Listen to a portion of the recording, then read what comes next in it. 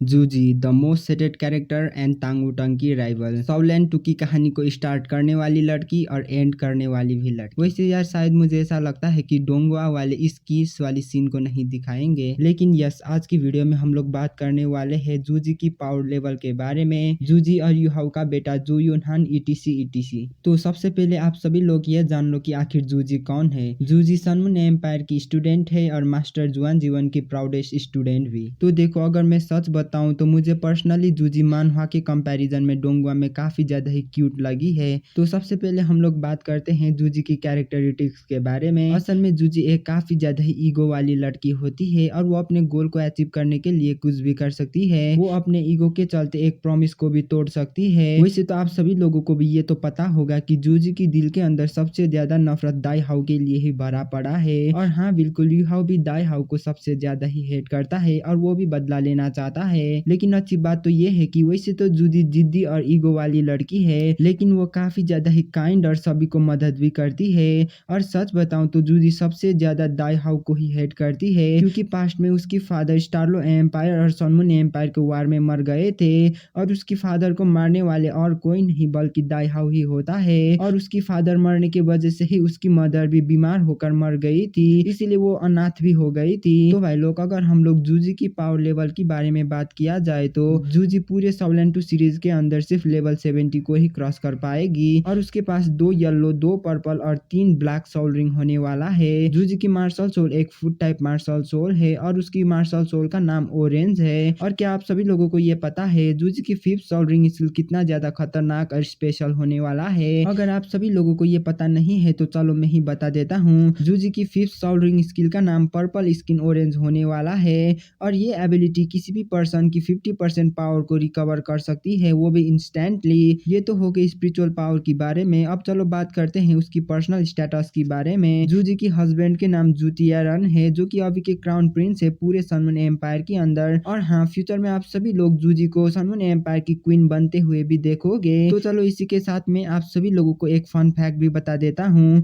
Future में जूजी queen बनने के बाद वो यूहाओ और तांगुटंग की हेल्प लेकर जूतियारन यानी अपने ही हस्बैंड को मार देगी, ताकि वो सनमून एम्पायर को पूरी तरीके से कंट्रोल में ले सके। और आप सभी लोगों को ये सुनकर तो पता चल गया होगा कि जूजी जूतियारन को प्यार नहीं करती है। अगर वो जूतियारन यानी अपने हस्बैंड को प्यार नहीं करती है तो आखिर वो किसे प्यार करती है? तो चलो इसका आंसर तो आप सभी लोगों को मिल ही चुका होगा। ऑफ कोर्स यूहाओ को ही वो प्यार करती है, वो भी सबसे ज्यादा। इसीलिए ही तो उसने यूहाओ का ही बेटा जू युनहान को जन्म देना चूज करी थी। अब देखो बेटा का सुनकर आप सभी लोग हैरान हो गए होंगे। हाँ ये बात सच है कि जूजी यूहाओ का ही बेटा को जन्म देती है, लेकिन बिना कांड करे। अब आप लोग बोलोगे कि बिना कांड करे वाला कोई बच्चा कैसे जन्म दे सकता है? तो देखो ये ना ही कोई बीटीटीएच है और ना ही कोई परफेक्ट वर्ल्ड है। साउलैंड की नोबल राइटर काफी ज्यादा ही शरीफ है, इसलिए उसने जूजी के हाथों में एक सॉल टूल को पकड़ा दिया था और उसने बोला था कि चलो जूजी अब तुम यूहाओ को बेहोश करो और उसके निकाल के खुद को प्रेग्नेंट कर लो। तो हमारा सीधा साधा जूजी भी उसकी बात को मान जाती है और वो भी ऐसा ही करता है और जूजी शरीफ होकर सॉल टूल से खुद को प्रेग्नेंट कर लेती है और 9 महीने के बाद यूहाओ को पता चले बिना वो जन्म देती है जू युनहान को। तो चलो अब आप सभी लोगों को ये तो पता चल चुका होगा कि जू युनहान ने कैसे जन्म लिया था। तो अब हम लोग बात करते हैं कि अब जू युनहान कैसा दिखने वाला है। तो देखो जू युनहान के पास काफी ज्यादा ही खूबसूरत आंखें होने वाला है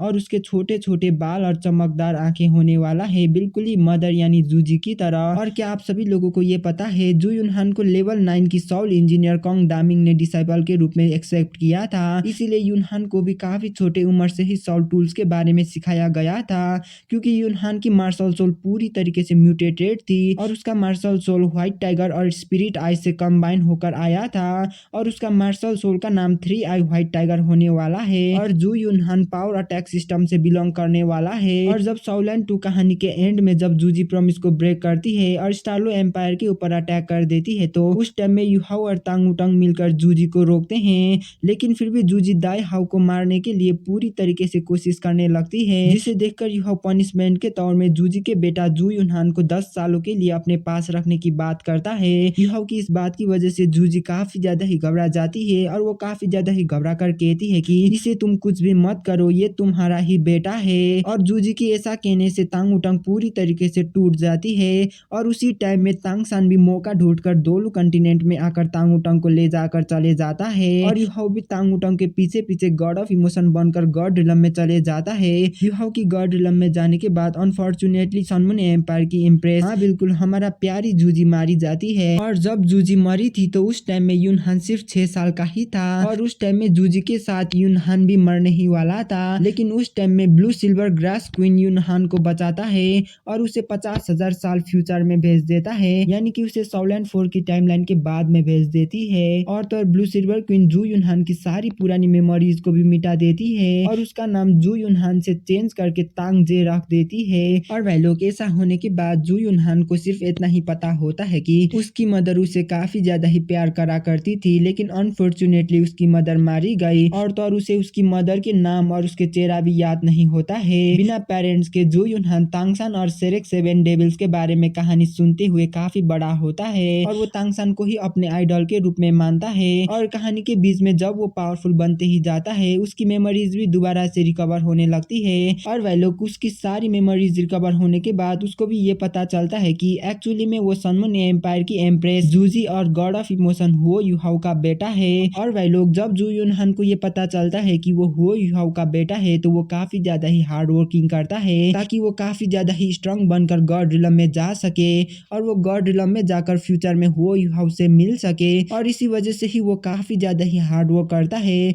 और वह लोग जू यूनहान सिर्फ 18 साल की उम्र में ही गॉड लेवल पर ब्रेक थ्रू करता है और वो उस टाइम में तांगसान की सी गॉड और असुरा गॉड की पावर को इनहर्ट करता है। और इसकी कहानी के एंड में तांगुटांग युहाओ को समझाती है कि तुम गलत कर रहे हो, तुमने भी यूनहान को वैसा ही करा है जैसा तुम्हारे डैड दाई हाउ ने करा था। तांगुटांग की इस बात को सुनकर युहाओ भी समझ जाता है और एंड में यूनहान युहाओ से मिलने के लिए गॉड रिलम में आता है और ऐसे ही उन लोगों की हैप्पी एंडिंग होता है। और भाई लोग ये तो हो गई जूजी की बेटा यूनहान के बारे में। अब बात करते हैं जूजी सॉवलैंड 2 में आखिर क्यों इम्पोर्टेंट है। क्या आप सभी लोगों को ये पता है अगर जूजी सॉवलैंड 2 में नहीं होती तो वांगडंग कभी लड़की ही नहीं बनती, वांगडंग कभी सी गॉड ब्लाइंड डेट में लड़की ही नहीं बनती। अगर वो लड़की भी बनती तो वो 5 साल बाद होने वाली कंपटीशन के बाद ही लड़की बनती। और भाई लोग अगर मैं अपनी पर्सनल एक्सपीरियंस कहूँ तो जूजी उतना बुरा भी नहीं है। हाँ मैं ये मानता हूँ कि जूजी ने बिना परमिशन के युहाओ की बेटा को जन्म दिया है, लेकिन आप सभी लोगों को भी ये समझना होगा कि जूजी ने यहाँ पे कुछ भी गलत नहीं किया है। वैसे तो उसने बिना परमिशन के जू यूनहान को जन्म दिया था, लेकिन फिर भी उसने युहाओ को रिस्पॉन्सिबिलिटीज लेने के लिए नहीं कही थी और ना ही उसने युहाओ को फादर बनने के लिए ही कहा था। और भाई लोग इसी के साथ बात रही बात को तो सभी के पास अपने अपने हैट्रेड होती है और सभी लोग अपने अपने बदला लेना चाहते हैं। युहाओ ने भी बदला लेने की कोशिश किया था, अगर जूजी भी बदला लेने की कोशिश करती है तो यहाँ पे क्या ही बुरा है। तो भाई लोग इतना कहने के साथ ये एपिसोड को यहीं पे खत्म करते हैं। मिलते हैं अगले वीडियो में, तब तक के लिए बाय बाय।